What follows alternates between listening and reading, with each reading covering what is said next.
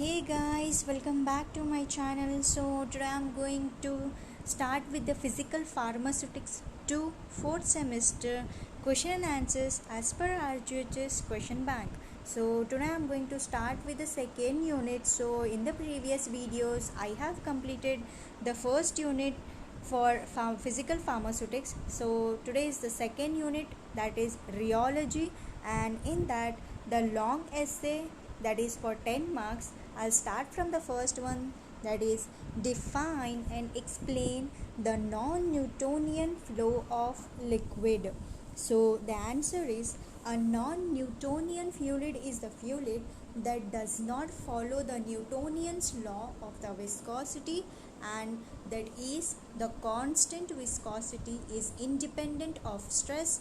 In non-Newtonian fluids, the viscosity can change when under the force either to liquid or more solid. So the non-Newtonian flow of liquids, these are simple liquids that exhibits the Newtonian flow rheologic properties for heterogeneous dispersions such as emulsion, suspension and semi-solids are more complex and do not obey the Newtonian's equation of flow. So the non-Newtonian fluids are plastic, pseudoplastic and dilatant. So number 1, plastic flow. So a graph is plotted between the shearing stress on x-axis and rate of shear on y-axis. So this is the graph for the plastic flow of non-Newtonian, and the curve of the plastic flow liquid does not start from the point of the origin. Initially, the group is inclined and then it becomes linear. So the slope of the plastic flow curve is known as a mobility, and the reciprocal of it's known as plastic viscosity. So for the plastic viscosity, V is equals to shearing stress capital F minus yield value small f divided by rate of shear, that is G.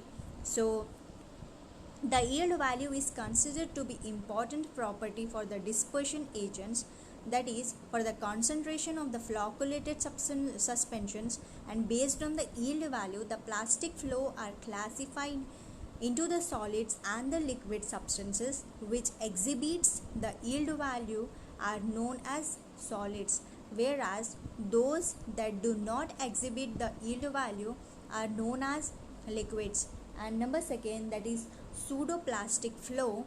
So the graph is plotted between the shearing stress on x-axis and rate of shear on y-axis. So the graph for the pseudoplastic flow is shearing stress on x-axis and shear rate G on y-axis. So the curve of the pseudoplastic flow starts from the point of the origin but doesn't show any linearity or the yield value. As the graph doesn't show any linearity, we cannot obtain an exact value for the viscosity, as the viscosity of the pseudoplastic substances is decreased. So the shear rate is increased. The increase in the shear rates leads to the alignment of the unordered molecules according to the direction of the flow. So these arrangements not only decreases the internal resistance but also the substances increases the shearing stress simultaneously from this, and the size of the dispersed molecules and its concentrations is also decreases. And the equation for the pseudoplastic flow is Fn is equals to eta G, where F is equal to shearing stress, eta dash is equals to viscosity coefficient, Nx equals to exponent, and G is equals to rate of shear. So number C, that is dilatant flow, and a graph is plotted between the shearing stress on x-axis and rate of shear on y-axis. So the graph for the dilatant flow is dilatant substances exhibits the flow property which is considered to be inverse of the pseudoplastic substances. So the dilatant flow is expressed by the substance having high concentration, that is 50% of dispersed solid. So examples for flocculated or deflocculated suspensions, as their flow rate increases depending upon the force applied, and this leads to increase in the volume, but the amount of the solution remains constant. It is usually seen in when the dilatant substance are poured out of the container, and for the dilatant substances the value for n is less than 1. So n is smaller than or less than 1, and it keeps on decreasing as dilatant property increases. So coming to the next question, that is question number 2. Define Newtonian flow of liquids. Explain shear thinning system of the liquids. And the answer is, the Newtonian liquids was first to study the flow properties and the liquid in quantitative terms. These liquids that obeys the Newtonian law of flow are called Newtonian flow. So the Newtonian equation for the flow of liquid is F equals to eta into G. So the shear stress and the shear rate relationship is normally represented in the form of a curve, which mainly rheogram curve. When the data are plotted by taking F on x-axis and G on y-axis as a flow curve, which is obtained, and the rheogram passes through the origin, and the slope gives the coefficient of the viscosity. So the system that follows the linear relationship are called as non-Newtonian flow of liquid. So shear thinning system is also known as pseudoplastic system of liquids. So you have to refer question number 1 in 10 marks for shear thinning system. And question number 3, define Thixotropy. Explain different methods for its determination and give its application in the pharmacy. So the definition for the Thixotropy, it is defined as an isothermal and comparatively slow recovery on standing a material of a consistency which is lost through the shearing. So different methods for the determination of Thixotropy are: number 1, Thixotropy in Newtonian flow, and number 2, Thixotropy in non-Newtonian flow, in that A, plastic and pseudoplastic flow, and number B, that is dilatant flow. So number 1 or number A, the Thixotropy in Newtonian flow. So it does not show any variation in the viscosity when force is applied as a Newtonian graph, which is linear. So the graph is linear for the Thixotropy in Newtonian flow because the Newtonian flow is having a linear graph. Due to the linearity of the graph, the upward movement from the point of the origin, which coincides the downward movement back to the origin. In that, number 2, the Thixotropy in the non-Newtonian flow. So it shows the variation in the viscosity when force is applied, as the non-Newtonian flow graph is non-linear and varies according to the type of the flow. So the upward movement of the curve, which does not coincide with the downward movement, and the particles come back through the original structural form. So in that, A, plastic and pseudoplastic flow. So when shearing stress G is increased, the viscosity of the substances decreases. So but when the shearing stress is removed, the viscosity of the substances is regained after some times. A graphical plot of shearing stress F on x-axis and rate of shear G on y-axis give hysteresis loop.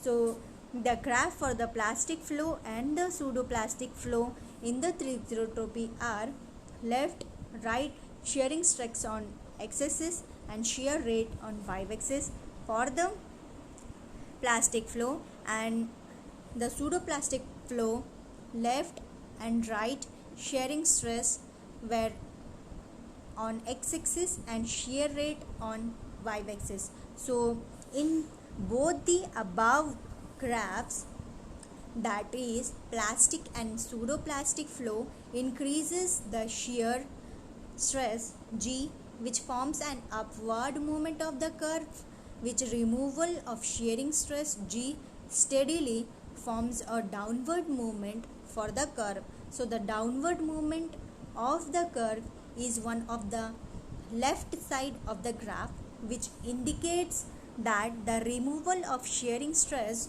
lowers the value of and are obtained the substances which retains its original states after a short delay, as it is influenced by a Brownian motion. So gel in the application form of shear, the solution where the removal of shear, it becomes a gel. And number B, dilatant flow. So when shearing stress G is increased, the viscosity of the substances increases, but when the shear stress G is removed, the viscosity of the substances decreases after the some times. So the graph is plotted for the dilatant flow is shown on plastic and pseudoplastic flow. We have saw the mechanism or the methods for doing the graph mechanism is solution and application of shear, where it forms a gel, and removal of shear, it's called as solution. And applications for the Thixotropy, so it is applicable in the form of Thixotropy in controlled drug release, and it is applicable in the form of ophthalmic formulations and vaginal formulations, parenteral formulations, topical hydrogel formulations, and it is also applicable for other topical formulations. It is also applicable in the sunscreen formulations and nasal formulations. So question number 4, define the mechanism of Thixotropy and give its application in the pharmacy. So you have to refer question number 3 in 10 marks. Let's move to the question number 5, that is define viscosity, classify different types of viscometer with examples with the neat help of diagram, explain the principle and working of any one, that is single point viscometer. So the definition for the viscosity is flow properties of a simple liquid is expressed in terms of viscosity. So quantitatively, the viscosity is an index for resistance of liquid to flow. So the higher the viscosity of the liquid, the greater the resistance of the flow. Example, groundnut oil, honey and syrup. So the viscosity of the shear stress is higher the viscosity of the liquid, which is directly proportional to the shear rate. So the shear stress is directly proportional to the shear rate, where F is equals to eta into G. So the viscosity can be calculated by eta is equals to F divided by G, where the classification for the viscometers are in that number 1, Oswald Viscometer, that is capillary. Number 2, falling spear viscometer, in that A, falling ball viscometer, B, rising spear viscometer, and number 3, that is rotational viscometer, in that cup and bob viscometer, or it is also called as concentric viscometer or cylinder viscometer, and number B, cone and plate viscometer. So in that Oswald Viscometer, that is capillary, it is used to determine the viscosity of the Newtonian liquid, both in dynamic and kinematic viscosities. So it can be obtained by the Oswald Viscometer. So the diagram for the Oswald Viscometer is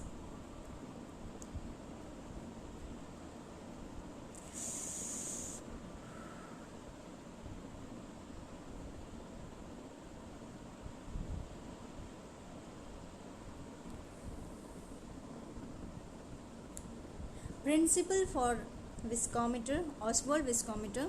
When a liquid flows by gravity, the time required for the liquid to pass between the two marks A and B through a vertical capillary tube is determined. The time flow of the liquid under the test, which is compared with the time required for a liquid, is known as viscosity. So the viscosity of the unknown liquid, that is eta 1, can be determined by using the following equation, where the eta 1 is equals to rho 1 into T1 divided by rho 2 into T2 into eta 2, where rho 1 is equals to density for the unknown liquid, T1 is equals to time for the unknown liquid, where rho 2 is equals to density for the known liquid, and T2 is equals to time for the known liquid, where eta 2 is equals to viscosity for the known liquid. And the working for Oswald Viscometer, where the Oswald Viscometer is quite simple, and it is a U-shaped glass viscometer tube which is held vertically still. So the first step is to pour the liquid into the capillary tube through a wider limb or a pipette. The fluid is allowed to flow to the tube freely.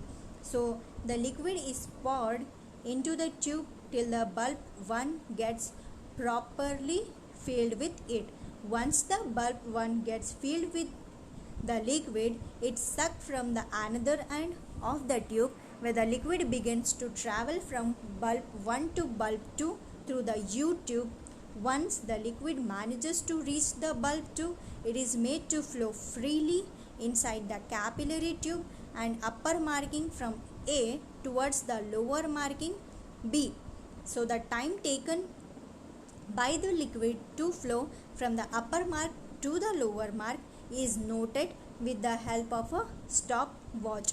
So this time then used to determine the value of the viscosity for the liquid. And question number 6, define viscosity, classify different viscometers with example. So with the neat diagram, explain the principle and working for any one multi-point viscometer. So for the definition and as well as for the classification of viscometer, you have to refer question number 5 in 10 marks. So I'll start with the principle and working for the multi-viscometer. It means cup and bob viscometer. So the diagram for the multi-point viscometer, that is cup and bob.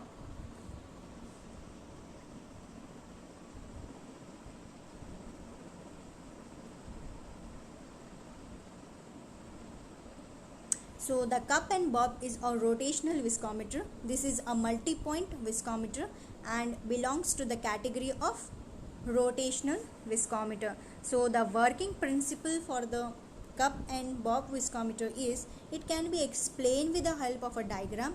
So the sample is placed in the cup and the bob is placed in the cup, where up to an appropriate height the sample is accommodated between the gap of the cup and the bob. Now either the cup or the bob is made to rotate, and the torque resulting from the viscous drag is measured by a spring in the drive of the bob. So the number of revolutions RPM and the torque represented the rate of shear and the shear stress respectively. The following equation is used to calculate the apparent viscosity of the pseudoplastic system, where eta is equals to kV divided by kV into W by V, where W is equals to weight placed on the hanger, V RPM shear rate, eta apparent viscosity of the liquid, and kV is equals to constant for the instrument.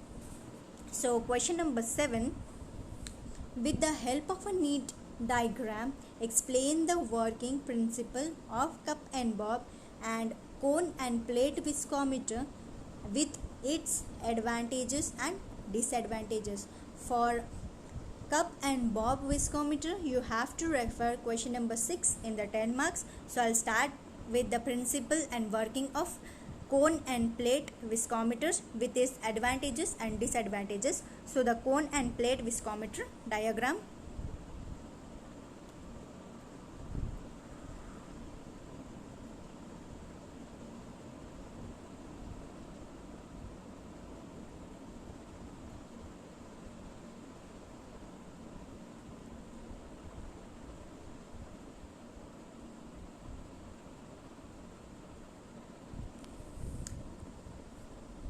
And working principle, the measuring unit of cone plate is shown in the diagram.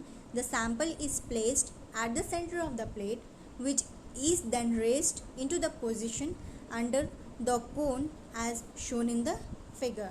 So the cone is driven by a variable speed motor and the sample is sheared in a narrow gap between the stationary plate and the rotating cone. So the rate of the shear in RPM is increased and decreased by a selector dial and the viscous traction or a torque. Shear stress produced on the cone, which is read on the indicator scale. A plot of RPM versus scale reading may be constructed. So in the usual manner, and the advantages and disadvantages are: number one, advantages, it can be measure viscosities of opaque, settling or non-Newtonian fluids, and it is useful for the characterizing shear thinning and time dependent behavior. Speed of the rotating part easily adjusted, often linked to the computers and semi-automated measurement. And the disadvantages are: it can be relatively expensive and often large and not portable. So here we have completed the 10 marks of physical pharmaceutics 4th semester. Tomorrow I am going to continue with the 5 marks of physical pharmaceutics 2. So please do like, share and subscribe to my channel.